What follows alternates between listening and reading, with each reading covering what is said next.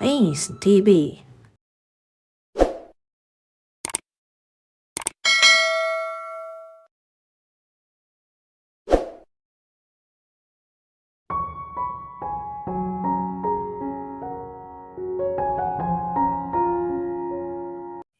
Merienda time, Amanda! Sa kabila ng masiglang boses ni Lucas, ay hindi magawang mahawa ni Amanda. Kasalukuyan siya nakakulong sa sariling cottage. Hindi niya gustong lumabas dahil ayaw niya makita si Lucas. Pagkatapos na nangyari kanina, nahihirapan siyang pakisamahan nito. Gusto niyang alisin si Lucas sa isip, lalong-lalo na sa kanyang sistema kahit na mahirap. Hindi pa rin siya pinapabayaan ng binata at nasa labas lang ng cottage. Pero ayaw niya itong labasin sa kabila ng mga pangungulit sa kanya. Tuwing nangungulit si Lucas na kumain siya, ay saka lang niya ito nilalabas. At ngayon ay oras na naman na kailangang harapin ni Amanda binata. 4:00 na ng hapon, pero busog pa siya. Kaya lang, kung magmamatigas siya, mabibisit lang siya sa pangungulit nito. Nilabas na niya ang binata. Ang plano niya ay kukunin lang ang pagkain at hindi na makikipag-usap pa para lang tigilan siya. Pero wala naman itong dalang pagkain. Niloloko mo ba ako? Umiling si Lucas. I intend to have our merienda in the restaurant. Wala akong ganang kumain. Para sa akin, may sakit ka pa rin kaya kailangan mo sumama sa akin. Ayoko nga. Huwag mo na nga akong kulitin, Lucas. Gusto kong matulog uli. Kahit alam niyang hindi niya magagawa. Kahit maghapon sa cottage, ay hindi niya magawang magpahinga. Inuukupa ni Lucas ang kanyang isipan niya. Si Lucas at ang halik nito kanina. Alam ko na ibinilin sa iyo ng doktor na magpahinga dahil sa mga nangyari. Pero mahirap din ang oversleeping. Kaya wag mo nang sayangan ang bakasyon mo, okay? Tara na sa restaurant. Hinawakan ni Lucas ang kamay niya. Nakaramdam siya ng kuryente mula roon. Ano iyong nararamdaman niya? Parang bago. Nababasa niya ang mga iyon sa mga romance novel. Pero ayaw niyang isiping may kinalaman iyon sa romance. Paano kung epekto lang iyon ng halik nito kanina? Nagsorry naman si Lucas sa kapahangasang ginawa. But the damage had been done. Tinanggap din naman niya iyon dahil sa ginawa nitong pagsorry. Isama pa na pakaramdam ni Amanda, nag-benefit din siya sa nangyari. Nagustuhan niya ang halik ni Lucas. Kahit sandali lang iyon. Pero hindi niya gustong i-entertain. Hindi niya gustong isipin. Naguguluhan si Amanda sa kanyang damdamin. Kaya pinili na lang niyang layuan si Lucas. Ang kamay ko, hindi mo na kailangang hawakan yan. Tinitigan siya ng binata. Bakit Amanda? Hindi mo ba talaga nagugustuhan na kasama ako? Natatakot kasi ako eh. Tinaasan lang siya ng kilay ni Lucas. Huminga siya ng malalim. Ayoko mapalapit sa'yo, Lucas. Alam kong kapag nahulog ako sa'yo, hindi mo kayang sakulian ang nararamdaman ko. Sandaling hindi ito nakapagsalita. Pero Amanda, iba ka sa kanila. Iba? In what way? Hindi ko rin alam eh. Pero ang tanging sigurado ko, gusto ko na palagi ka nasa tabi ko. Hindi ko gustong nasaktan ka. Hindi ko gustong pakawalan ka. Kahit na paulit-ulit mong sinasabi na hindi mo ako papatulan sa kabila ng sitwasyon, gusto pa rin kita, Amanda. At mali ako na humingi ako ng patawad na hinalikan kita. Dahil gusto ko nangyari, Amanda. Sa tingin ko, lalo pang tumitindi ang paggusto ko sa'yo dahil sa halik na iyon. Hindi nakapagsalita si Amanda. Nakatitig lang sa mga mata ni Lucas. Ramdam at nakikita niya mula noon ang senseridad sa mga sinasabi ng binata.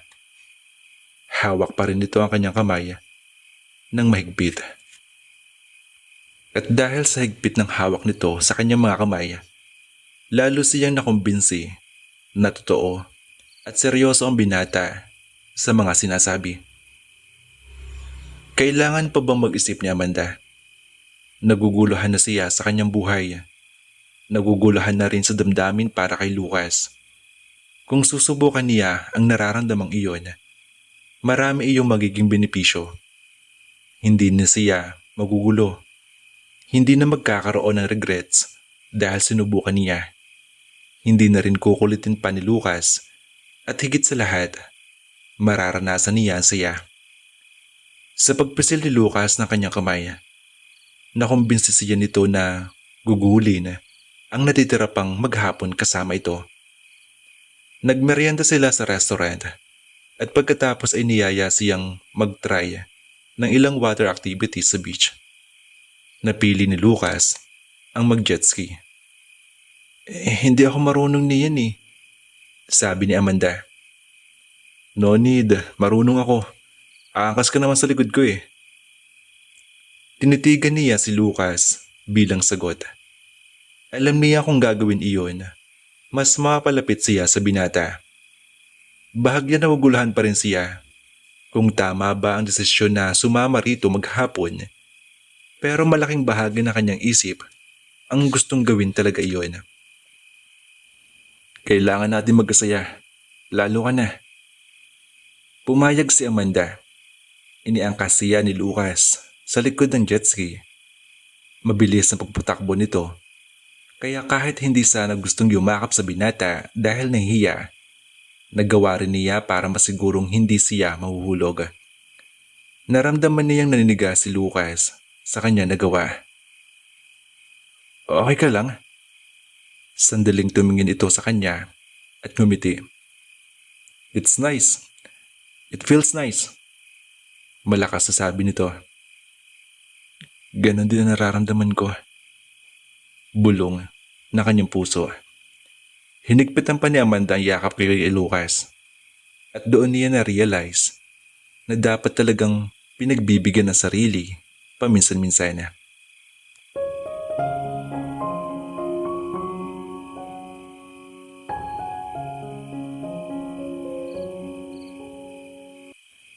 Hanggang gabi ay pinagbigyan pa rin ni Amanda si Lucas. Pinagbibigyan pa rin niya ang sarili na maging masaya at huwag mo nang isipin ang hinaharap para sa kanilang dalawa. And she was having the best time of her life. Kung kanina ay naiilang pa siya kapag nagkakalapit sila, ilang oras lang nakalipas, ramdam niyang komportableng siya sa lalaki. Gusto ni Amanda ang pakaramdam sa piling ni Lucas. Gusto niyang mainit na kamay nito na hinahawakan ng kanyang kamay. Pagkatapos nilang mag-jet ski, ay magkahawak kamay silang naglakad sa dalampasigan. Hindi na siya nag-inarte. Hindi na tinanggihan si Lucas. Hinayaan niya maging masaya na lang sa piling nito. Kumusta ang kamay mo? Tanong ni Lucas habang nakahiga sila sa labas ng cottage. Naglatag sila roon ng tela at doon nahiga habang pinapanood ang mga bituin sa langit. Kinuha nito ang kamay ng nasugatan. Sa tingin ko malapit nang gumaling. Salamat sa iyo ha. Ginitian niya ito. Gumanti ng ngiti ang binata. Wala yun. Hindi mo na kailangan pang pasalamat sa akin. Pero gusto ko. Ikaw lang lalaki nag-alala sa akin ng ganun bukod kay David. At gusto mo bang masanay sa ganun ha, Amanda? Tumaas ang isang kilay niya. Anong ibig mong sabihin? Huwag mong sabihin na gusto mong patagalin pa itong mga ginagawa natin.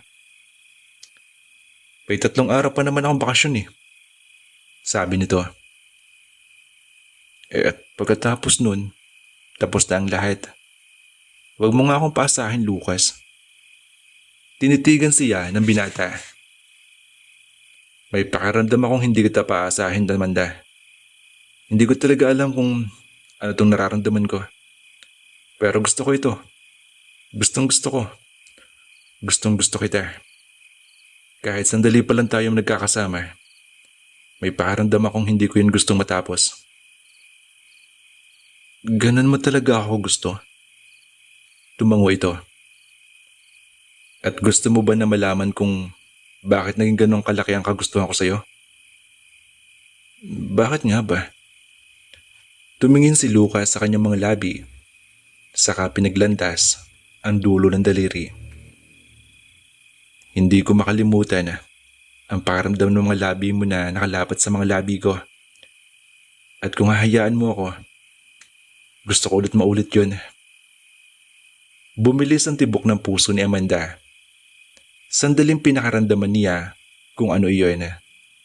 Natatakot ba siya o nananabik? Pero nang mapatingin sa binata, partikular sa mga labi nito, alam niyang ang huling iyon.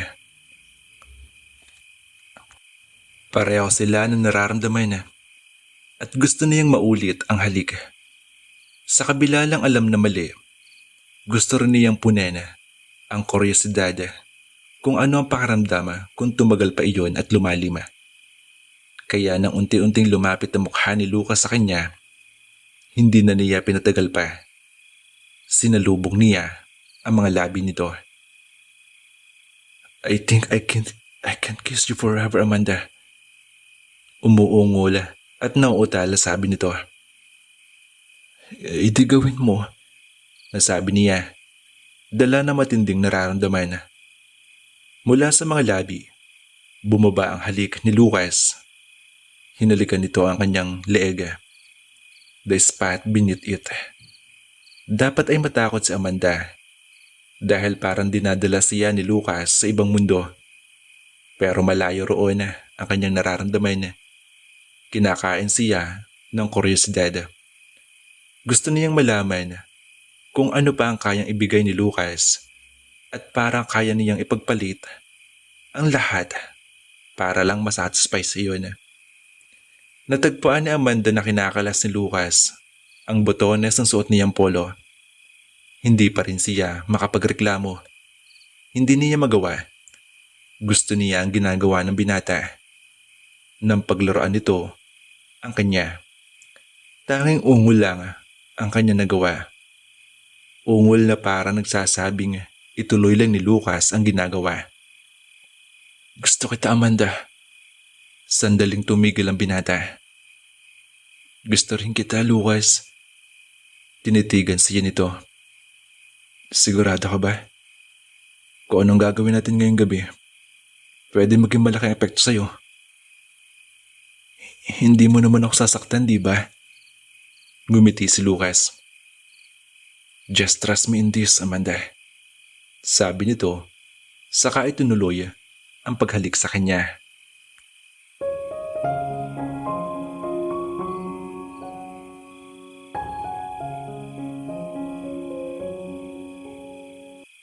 Hindi na ipinagtaka ni Amanda nang magising kinabukasan na may masakit sa ibang parte na kanyang katawan. Kinapa agad niya ang damdamin, pero kagaya kagabi, puro saya lang ang kanyang nararamdaman. Walang kahit anong pagsasisi. Tinignan niya ang lalaking katabi. Hindi kagaya kagabi, hindi na ito natulog sa labas ng cottage. Lucas was there, lying beside her. Nakayakap pa ang isang kamay sa kanya. Kagaya niya, may ngiti rin sa mga labi nito. Maya-maya ay nagising na rin ito. Good morning, beautiful. Groggy pang bati ng binata. But it sounded beautiful to her ears. Just like all the moons they cried out last night. Bulong na kanyang isip. Sa sinabi ni Lucas at sa pag-alala ng mga nangyari sa kanila kagabi, hindi napigilan ni Amanda ang mamula. Good morning din. Bumangon na siya. So anong gusto mong palabasin sa pagtayo mo na yan? Tiningnan niya ito, pero hindi nagsalita. Pinagsisisihan mo ba na anong nangyari kagabi ha, Amanda? Of course not. Inamin ko sa iyo na gusto ko iyon. I know. Pero parang may iniisip ka na hindi ko mabasa, Amanda. At palagi kong kinakatakot na kung ano yun. Ikaw, matatakot sa akin? How so? Sino ang palagi tumatanggi sa ating dalawa ha, Amanda? Kinagat niya ang ibabang labi. Ginagawa ko lang naman yun dahil gusto kong mabuhay sa realidad. Pero kagabi, hinaayaan mo mabuhay ka sa pantasya, di ba? Masaya ako. Hindi ko pinagsisihan ang nangyari kagabi, Lucas. Ano pa ang gusto mo? Ikaw, uli, sa kamang ito. Sabi nito at hinila siya pabalik sa kama. Kinububawan siya at hinalikan sa leeg. Sandaling nawala si Amanda sa sarili. Parang nalunod sa sarap ng ginagawa nito. Lucas, sa palagay ko, nagsisimula na akong ma-addict sa'yo, Amanda. Lumunok siya. Pero hindi pwede, di ba? Panandali ang lahat lang ito, di ba? Tinitigan siya ni Lucas. Iyon ba ang gusto mong mangyari? Sa kabila ng mga sinabi mo kagabi, may bahagi pa rin ng utak ko na nagsasabing gustong tumingin sa nakaraan mo. Paano kung sabihin ko sa iyong handa akong magbago para sa iyo? Tumawa si Amanda. Kung maniniwala man ako sa sinasabi mo, well, it really worked, Lucas. You are a jet setter. Samantalang ako, ang buhay ko ay sa Pilipinas lang. Magiging masaya ako kung magbabago ka. Inaamin ko naman na gusto kita. Gustong gusto kita at lahat naman nangyari kagabi. It's a very amazing experiences for me. Pero ayokong umasa ng sobra. Dahil alam kong mahirap na maibigay mo yun sa akin. You have a point. Kung itutuloy man natin ang nangyaring ito, magiging mahirap siguro na mag-work. It's gonna be a long distance relationship. Pero hindi ko mapaliwanag kung bakit sa kabila ng alam kong mararamdamang hirap. Handa pa rin akong harapin iyon. At maituloy lang natin lahat ng ito. I can't see a day. I can't get over you. Dahil nagsisimula pa lang tayo kasi. Ganun naman talaga simula, di ba? Hindi pa gustong matapos. But when you already have your feel, malamang, malilimutan mo rin ako. Amanda, you shouldn't be a pessimist, considering that I have taken a precious thing for you. Nagiging practical lang naman ako eh. Huminga ito na malalim. As always. Pero kagabi, pinagkatiwalaan mo ako. At hindi mo ako binigo. Napaka-gentle mo. Ngumisi si Lucas. Of course, I respect you. At sana, ganun ka rin sa akin, Amanda. Respect what I want. Trust me again. Let's take a chance on what we have right now. In what we are having right now. Tinitigan niya si Lucas. She wanted to trust in those eyes that were full of sincerity. Gusto niyang maniwala. Pero parang natatakot pa rin siya. Subukan natin, Amanda. Subukan mo ako. Pagkasabi nito ni Yon, ay muli siyang hinilikan sa kanyang mga labi.